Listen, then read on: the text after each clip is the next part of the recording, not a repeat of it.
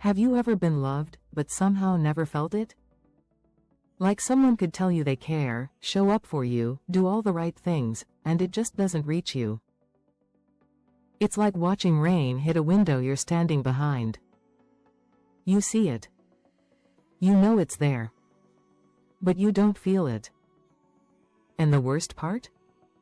You start to wonder if something's wrong with you. If maybe you're just incapable. Built differently. Too damaged, or too cold, or too far gone. But what if I told you it's not about being broken at all?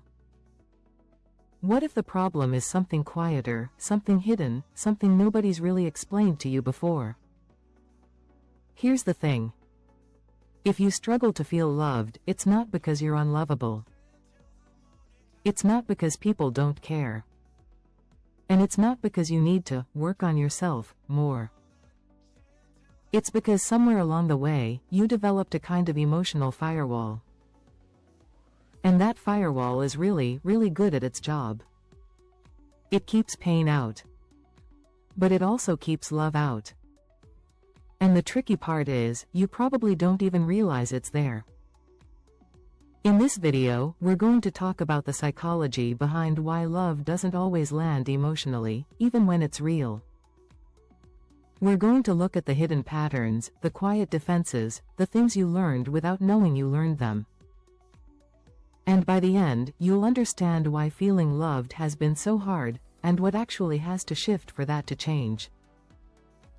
This isn't about fixing yourself. It's about understanding yourself. So let's get into it. Emotional blind spots. Let's start here. Imagine someone hands you a gift. You take it, you say thank you, you even smile. But inside, you feel nothing. Maybe you feel awkward. Maybe you feel guilty that you don't feel more. But you don't feel moved. You don't feel held. That's what it's like when love doesn't reach you. It's not that the love isn't there. It's that something in you isn't registering it as love. And a lot of the time, that something is emotional numbness.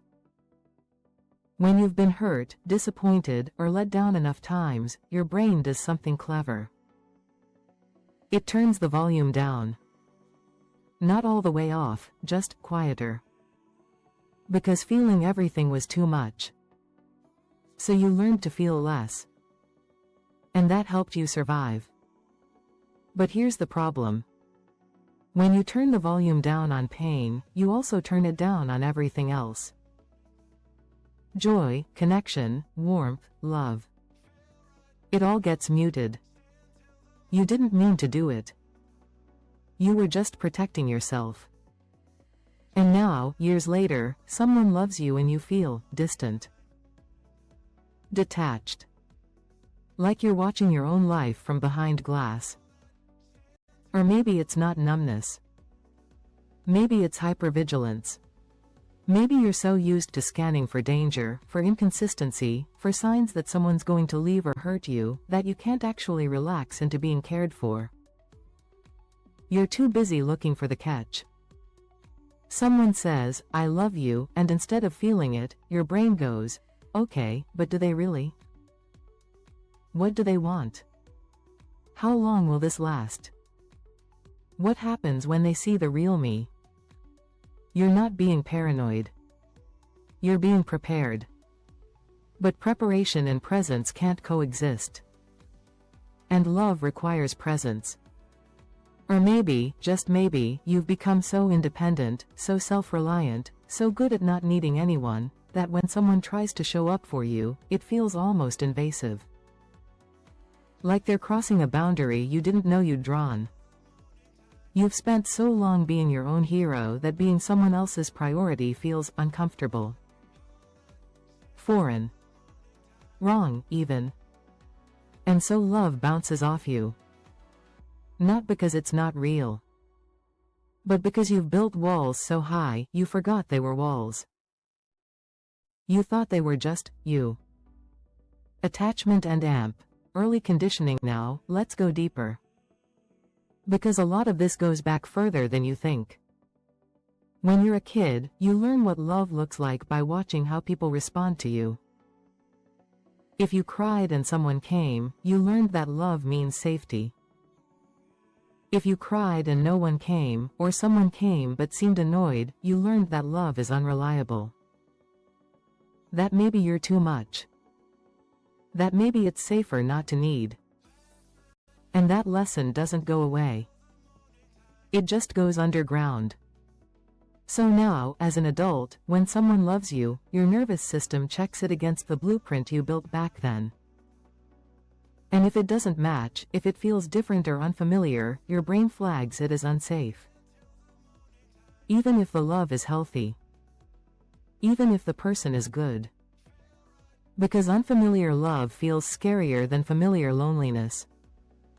Let's say you grew up in a home where love was conditional. Where you were praised when you achieved, ignored when you didn't. You learned that love is something you earn. Something you have to deserve. So now, when someone loves you just for existing, your brain doesn't trust it. It feels too easy. Too fragile. Like it could be taken away at any moment. And instead of feeling loved, you feel anxious. Waiting for the other shoe to drop. Or maybe love in your house was loud. Chaotic. Explosive and then apologetic. So now, when someone loves you calmly, consistently, without drama, it feels boring. Flat. You don't even realize you're equating intensity with intimacy, but you are. And so quiet, steady love doesn't register as love at all. Here's the thing. None of this is your fault. You didn't choose the blueprint. You were handed it. But now, as an adult, you're still using it. And it's outdated. The love you needed then isn't the love that's available now. But your nervous system hasn't caught up yet. Why being strong often backfires. Let's talk about something nobody warns you about. Being strong, capable, and emotionally mature can actually make it harder to feel loved. I know. That sounds backwards. But hear me out. When you're the person everyone leans on, when you're the one who has it together, when you're always fine, always functioning, always handling things, people stop checking on you. Not because they don't care. But because you've trained them to believe you don't need it. And maybe you don't. Maybe you really are that capable. But capability and connection aren't the same thing. You can be strong and need reassurance. You can be independent and want to be held.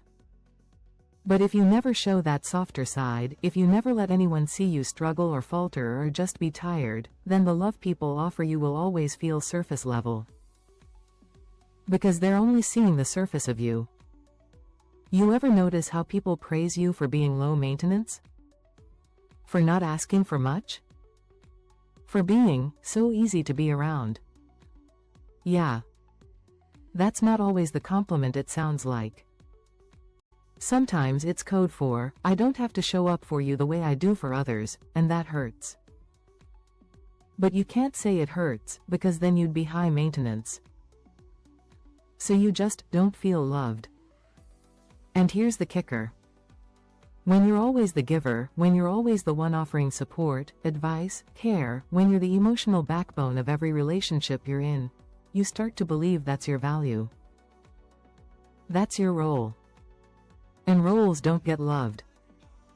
They get appreciated. They get needed. But they don't get seen. So you end up surrounded by people who care about you, but you still feel profoundly alone. Because nobody's caring for the part of you that's exhausted. The part that's uncertain. The part that just wants to stop performing competence for 5 minutes and be held without having to explain why. And I'm not saying you should fall apart just to feel loved. But I am saying this, if you never let anyone see you without the armor on, they'll love the armor. Not you. The self-love myth, alright, let's talk about the advice you've probably heard 1,000 times. You have to love yourself first. You can't receive love if you don't love yourself.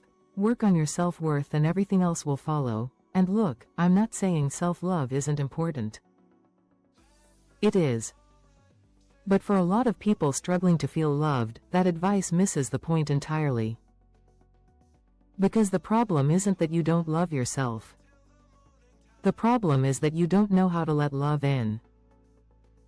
Those are two completely different things. You can have great self-esteem, a solid sense of identity, a whole vision board and meditation practice, and still struggle to feel emotionally connected to the people who care about you. Because self-love doesn't teach you how to be vulnerable. It doesn't teach you how to trust. It doesn't teach you how to soften. In fact, sometimes self-love becomes another form of independence. Another way to not need anyone. Another wall. And that's not a bad thing necessarily. Independence is powerful. But if it's the only thing you know how to do, if connection feels like weakness, if needing someone feels like failure, then love will always feel distant. Because love, real love, requires some level of openness. Some level of, I'm letting you matter to me, and you can't do that if you're in full self-sufficiency mode all the time. So no, you don't need to love yourself more. You need to learn how to receive. You need to practice letting someone else's care actually land. You need to let yourself be seen, not just admired. Held, not just respected. And that's scarier than any amount of bubble baths and affirmations will prepare you for. How to start feeling loved again. So what do you actually do? How do you start feeling loved when your nervous system has spent years keeping it at arm's length? Here's the thing. This isn't about forcing yourself to feel something. It's about creating the conditions where feeling becomes possible again. So let's talk about a few small, internal shifts that can help. First, start noticing when love shows up in quiet ways. Love isn't always loud. It's not always romantic or dramatic or obvious. Sometimes it's your friend texting to check in. Sometimes it's someone remembering how you take your coffee. Sometimes it's just someone sitting with you in silence because they know you don't want to talk. Your brain might dismiss these things as small or not enough, but that dismissal is part of the problem. Practice catching yourself when you minimize gestures of care.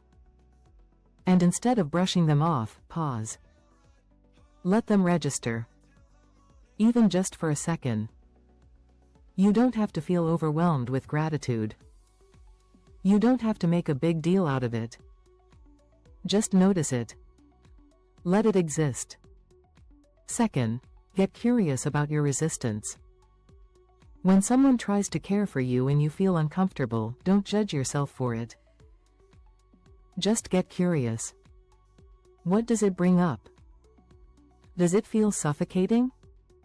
Does it feel undeserved? Does it feel like a trap? You don't have to fix the feeling. Just notice it. Name it. Because once you see the pattern, it loses some of its power. You start to realize, oh, this is my wall. This is the thing I do. And awareness is the first step to softening it. Third, practice micro-vulnerability. You don't have to trauma dump or fall apart to let people in. You just have to share something small. Something real. I'm actually really tired today. I've been feeling a little off. That meant a lot to me. It sounds simple, but for a lot of people, it's terrifying. Because it's giving someone access. It's letting them see you outside of your, I'm fine, persona. And yes, it's uncomfortable. But discomfort isn't danger. And on the other side of that discomfort is connection. Fourth, stop testing people. If you grew up with inconsistent love, you probably learned to test people. To see if they'll stay. to see if they really mean it. You pull away to see if they chase. You get distant to see if they notice. You create little emotional traps to prove they care. And I get it. It feels like self-protection. But all it does is keep you in a loop of doubt. Because even when they pass the test, you don't trust it. You just create another test. So here's the shift: instead of testing, try trusting. Not blind trust. Not naive trust. But provisional trust. I'm going to believe this person until they give me a reason not to, and then see what happens. Fifth, reframe what it means to need someone. Needing people doesn't make you weak. It makes you human. And the idea that you should be able to do everything alone, that independence is the ultimate goal, that needing support is somehow a failure, that's not wisdom. That's just fear dressed up as strength. You don't have to collapse into neediness. But you do have to let yourself be affected by people.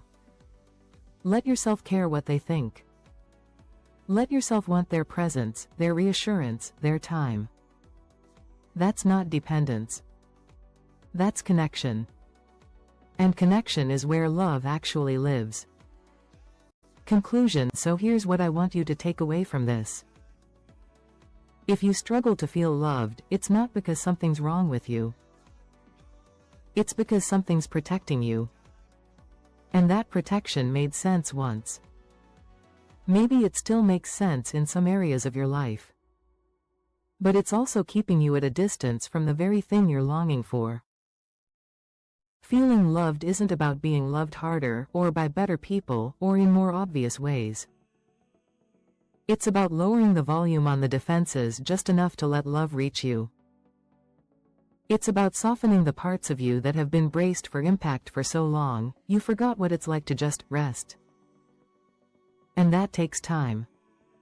It takes patience.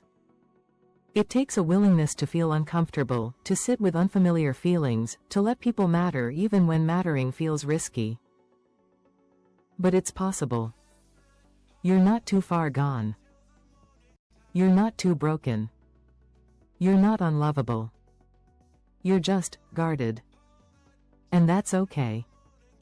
You can be guarded and still let one person in. You can be cautious and still let one moment land. You can be self-reliant and still let someone hold you when you're tired. You don't have to tear down all the walls at once. You just have to crack a window. And maybe, just maybe, start letting the rain in. Like the video if it resonated. Subscribe if you want more honest psychology. And share this with someone who's strong and quietly tired.